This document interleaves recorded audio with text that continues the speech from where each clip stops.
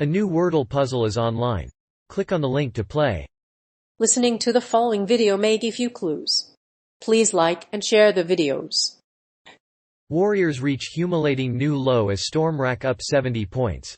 The Warriors reach a new low as the Storm rack up 70 points, and their 2 tries in the first half were just icing on the cake.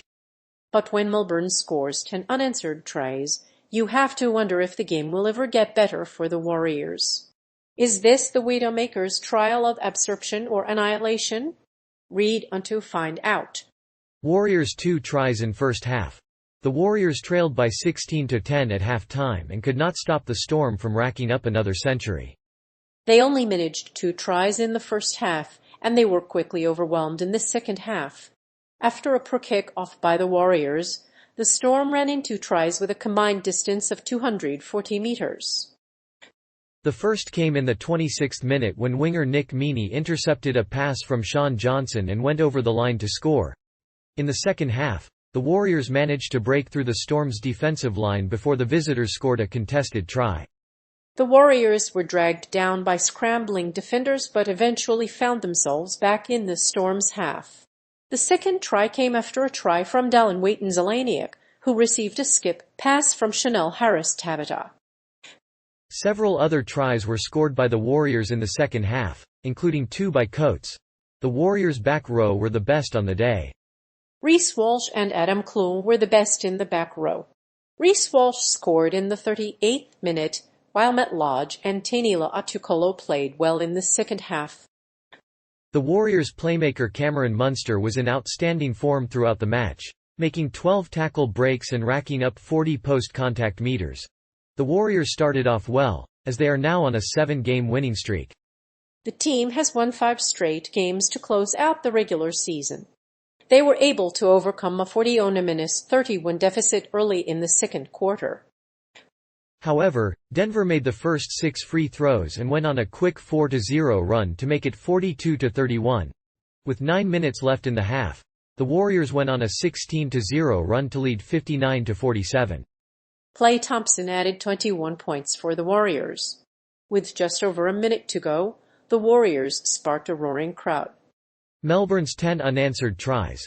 With 10 minutes left in the first half, the Storm leads the Warriors by 10 points. Both tries came from Warriors' mistakes. First, winger Edward Kosi knocked on the ball with the try line in sight. In the following play, Pappenhuisen scooped up the loose ball and Jarome Hughes scored a 70-meter try. Then, Dallin Waiton-Zelaniak's try from the restart. Finally, winger Xavier Coates threw an intercepted pass to the winger and scored from a short range. Nakorma's pace created space for King Momolo's try, which came from a Blake Green grubber. Later in the half, Hughes' try was a controversial one, with Bunker ignoring claims of a Finucane obstruction on Isaac Luke. Despite conceding the 2 first-half tries, Melbourne's late dominance continued as Suliasi Vunava, Jesse Bromwich, and Cameron Smith crossed for tries. The Storm dominated the first half of the game, but the Warriors were not far behind. They had over 80% possession and a 14-16 lead at halftime. Melbourne's 10 unanswered tries in the second half sparked a comeback, and the Storm are now undefeated against the Warriors. But the Storm suffered a double setback as Josh Curran limped off after colliding with Dallin Waiton-Zelaniak. Pappenhuisen scored the first try in the 22nd minute, and the Melbourne Magic added another 3 points in the final 8 minutes. The Storm had 66 of the ball, and Xavier Coates kicked 4 tries, including one of his first tries in the NRL. The Storm have scored 50-plus points on the Warriors in the last 3 clashes, and their 70-point haul was the most in the Warriors' history. In addition to Coates, Ryan Pappenhuisen shared the superstar tag with him. His double try in the 47th minute proved crucial as it gave the Storm the lead for good. Widowmaker's trial of absorption. The grueling trial of absorption proved the inadequacies of the clan Widowmaker. It was the worst defeat for a clan since it had never ruled before. Widowmaker Warriors were left without food and water for days and were almost completely wiped out. The 66th Scorpion Dragons announced their intentions to the enemy when they first entered the hostile system. The Widowmakers had almost no time to plan and were unable to communicate with their allies in the clan. The transmission delay was less than a second. Widowmaker's trial of annihilation. The Widowmaker's trial of annihilism was a resounding defeat. Their trial was the final step in a long battle for existence. In the year 2834, Clan Widowmaker was faced with an internal conflict. The merchant caste blamed the military arm for the loss of the clan's metal or mines.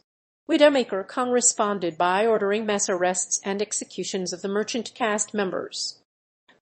The Wolf clan proposed the absorption of Clan Widowmaker.